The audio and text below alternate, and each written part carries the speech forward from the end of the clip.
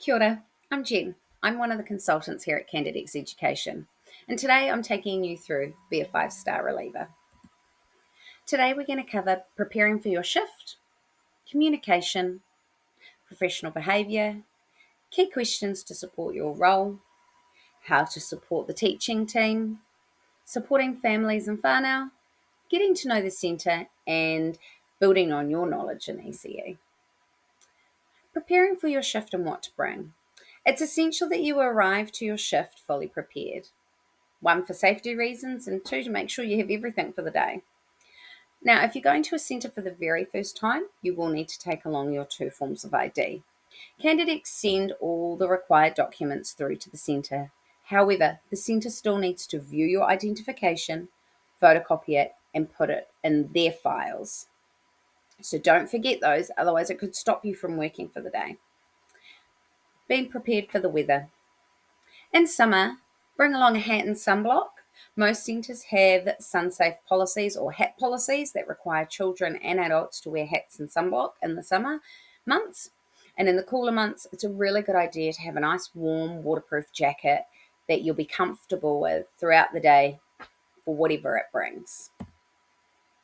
It's helpful to bring different resources along with you. For example, a storybook you can enjoy with the children is helpful if you needed to take a mat time, or bringing along a stamp and some stickers, and that's a fun way to reward the children for great listening and following instructions.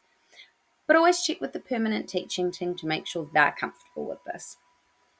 Now, if you're looking for more ideas and inspiration for your shifts, check out our webinar Bag of Tricks. It's packed with helpful ideas to support you during your time in centres. And the more confident you will feel, the more prepared you feel, the more confident you'll feel, and you'll be ready to take on whatever the day brings. Communication. Effective communication is really important with your candidates and consultant. Now, it's really important that you keep them up to date with your availability, and a timely and responsive response to any messages, emails, and phone calls is really crucial. This means that we can ensure the shifts are allocated to the right people and that the centres have the support that they require. Always feel free to ask your consultant any questions. We're here to support you. You can reach out via call, text, or email. And while you might not receive a response straight away, rest assured we will respond as soon as possible.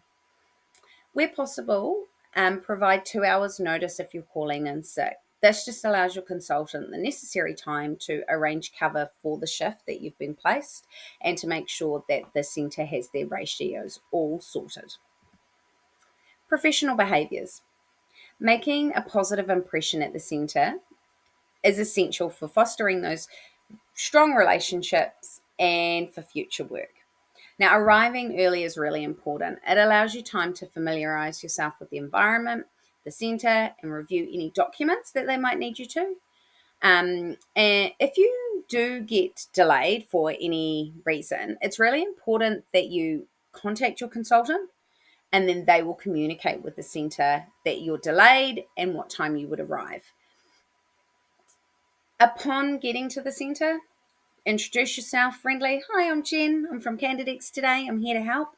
And then you may be greeted by an administrator or a teaching member, depending on the centre. Come prepared, dressed in appropriate attire, casual beachwear such as tank tops, little strappy singlets, shorts and skirts. They're not really suitable in a childcare environment. So think about the clothing choices that you make and bring along your bag of tricks to help you throughout the day. Key questions to support your role. Some things you can ask the permanent team that you're supporting is: where do I store my belongings? Where the restrooms are? Who should I report to while I'm here today? What are the emergency procedures, and what would you like me to do if there was an emergency? Where is the first aid kit located? It's unlikely you would ever have to provide first aid, as the permanent teachers in the team would be doing that, but you may need to assist them by going and collecting the first aid kit. Are there any children who require additional support, and who should I be aware of? What's the daily routine and how can I support it? Are there any specific activities you'd like me to facilitate today? And would you like me to lead a MAC time? How to support the teaching team.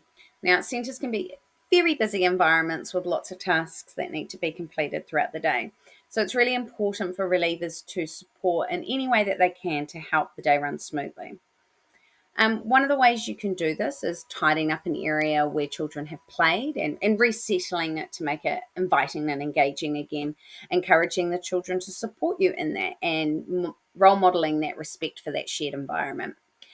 Helping children settle in the morning by assisting drop-offs, encouraging them to participate in different activities.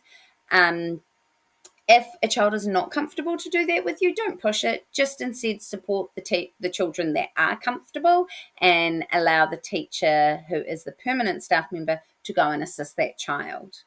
Clear and tidy tables for preparation for food and kai times.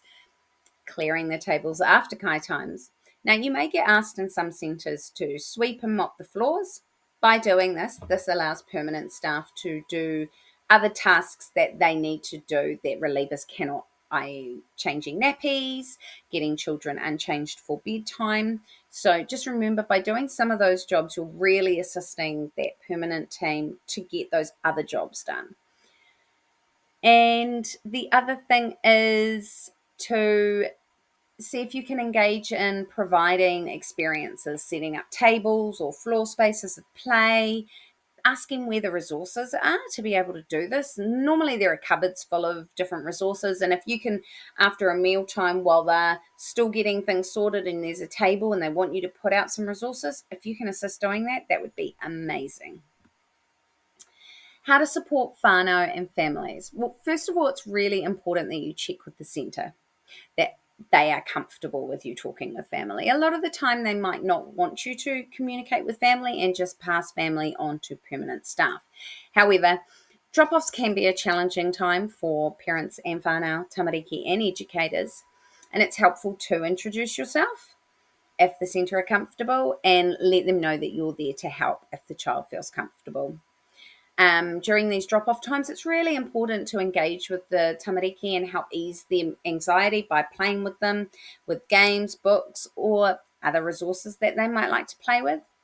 And at the end of the day, when parents come to pick up their children, they're normally very eager to hear how their day was. If you know how a child's day has been and if the centre is comfortable with you sharing that, then obviously share some of the positives that you have seen.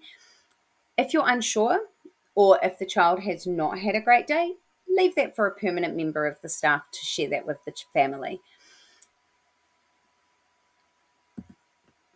Getting to know the centre. There are lots of ways to get to know the centre before you actually go out to the centre, and that's looking at their website, social media pages, and having a look at their philosophy and other readings that are available to you there. When you get there, introducing yourself to the team and asking questions where appropriate. You could ask things like, how long have you been teaching? Have you been at the centre long? Do you live locally? And you could just tell them a little bit about yourself and help foster that connection. Demonstrate friendliness, warmth, use your initiative to offer assistance, and you'll naturally build those strong relationships with the team. Developing your knowledge of ECE. Now, there are lots of ways you can do this, and there are lots of different programs and places that offer different webinars or face-to-face professional development or readings and blogs. So we've got a few on here. You just have to click on the link and it'll take you to that page and you can go exploring. If you've got any questions, again, reach out to your consultant. Thanks for participating in this webinar, and we're really excited to have you represent Candidex and deliver a 5-star service. If you have any questions or would like to know any more, reach out to your consultant and have a wonderful day.